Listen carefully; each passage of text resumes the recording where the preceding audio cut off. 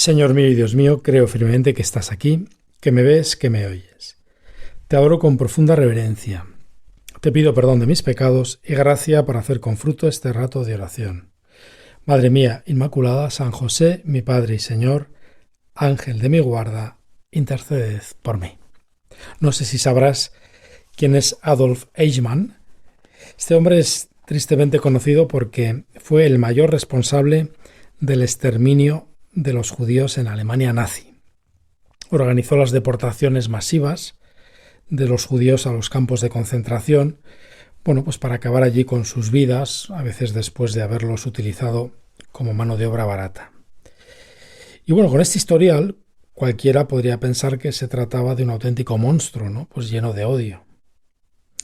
Y este hombre fue apresado y fue juzgado, y una filósofa judía, Hannah Arendt, acudió a este juicio, al juicio de Eichmann, para poder comprobar con sus propios ojos pues qué tipo de persona había sido capaz de semejantes atrocidades, ¿no? Y entonces, para su sorpresa, en vez de un monstruo, en vez de una persona llena de odio, se encontró con un funcionario gris que sencillamente obedecía los mandatos que llegaban del gobierno nazi, como podía haber obedecido el mandato de organizar los transportes en Alemania o de cualquier otra cosa.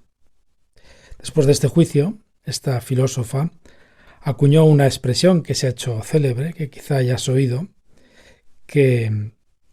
para describir lo que había visto en ese juicio. Y lo llamó la banalidad del mal. Esta expresión que hace referencia al mal que se puede ocasionar simplemente por la pura y simple falta de reflexión. Es decir, por actuar sin pensar si lo que hacemos está bien o mal, sin mirar la voz de nuestra conciencia.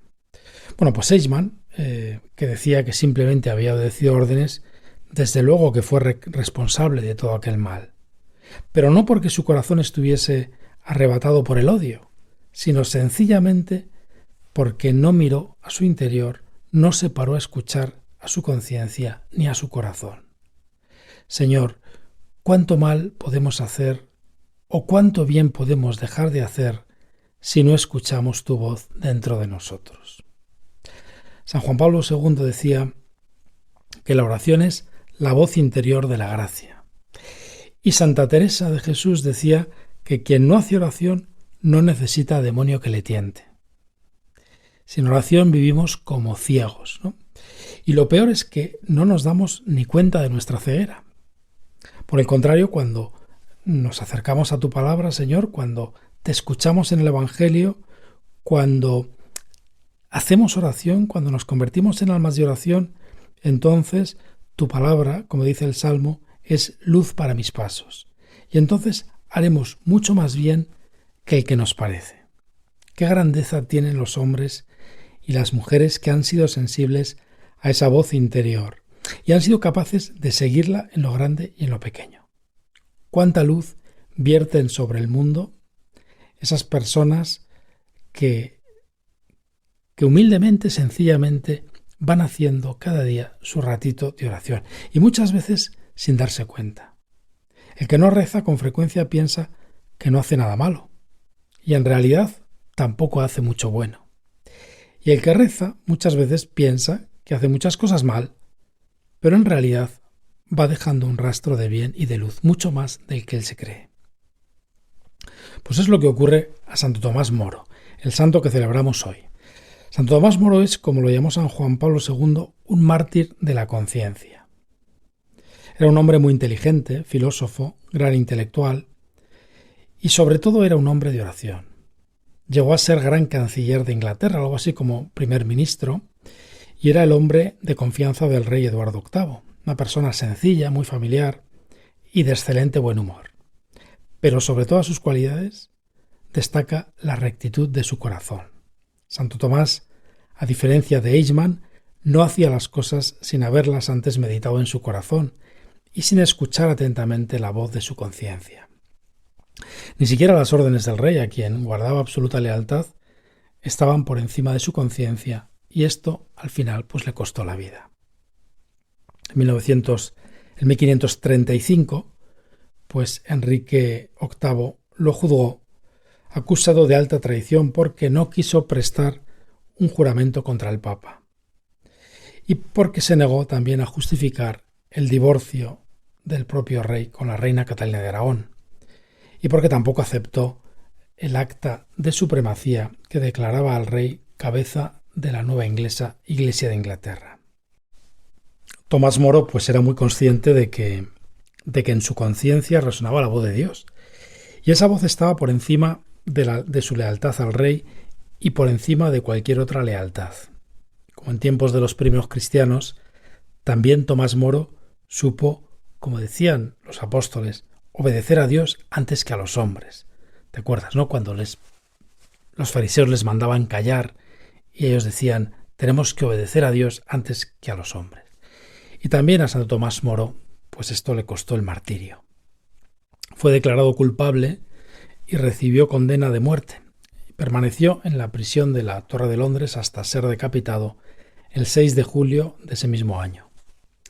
Y en la cárcel, poco antes de morir, escribió una carta a su hija Margarita, una carta que los sacerdotes leemos en el oficio de lecturas de la misa de hoy, del oficio de hoy.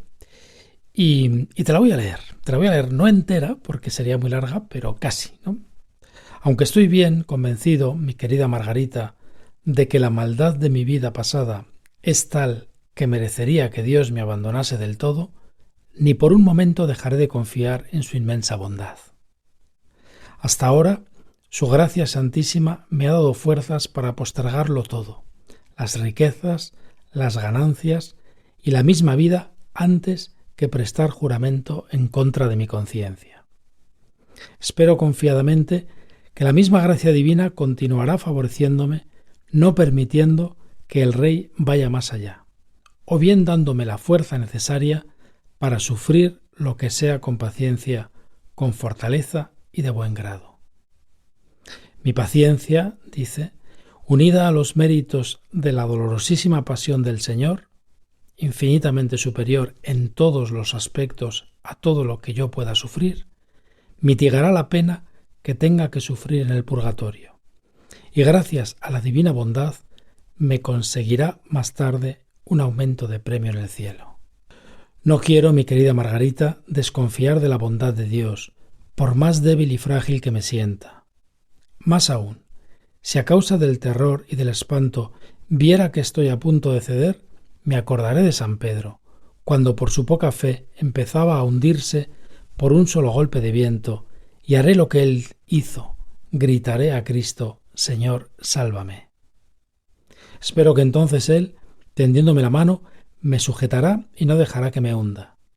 Y si permitiera que mi semejanza con Pedro fuera aún más allá, de tal modo que llegara a la caída total y a jurar y a perjurar, lo que Dios por su misericordia aparte lejos de mí, aun en ese caso, espero que el Señor me dirija como a Pedro una mirada llena de misericordia y me levante de nuevo para que vuelva a salir en defensa de la verdad y descargue así mi conciencia y soporte con fortaleza el castigo y la vergüenza de mi anterior negación.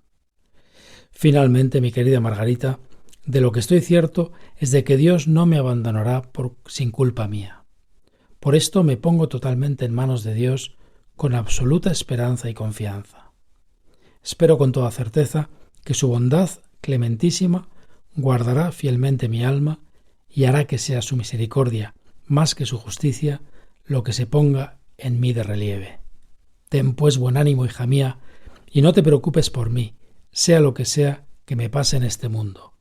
Nada puede pasarme que Dios no lo quiera, y todo lo que Él quiere, por muy malo que nos parezca, es en realidad lo mejor. Pues es impresionante esta carta de un padre a su hija a punto de morir.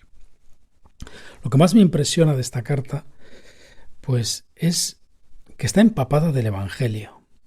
Habla de la cruz, habla de los sufrimientos de Cristo, habla de San Pedro, de sus dudas, de sus negaciones. Le sostiene esa palabra de Dios que le llena de seguridad y de confianza. Qué distintos son, ¿verdad?, Santo Tomás Moro y Eichmann, ¿no? Son como dos corazones opuestos.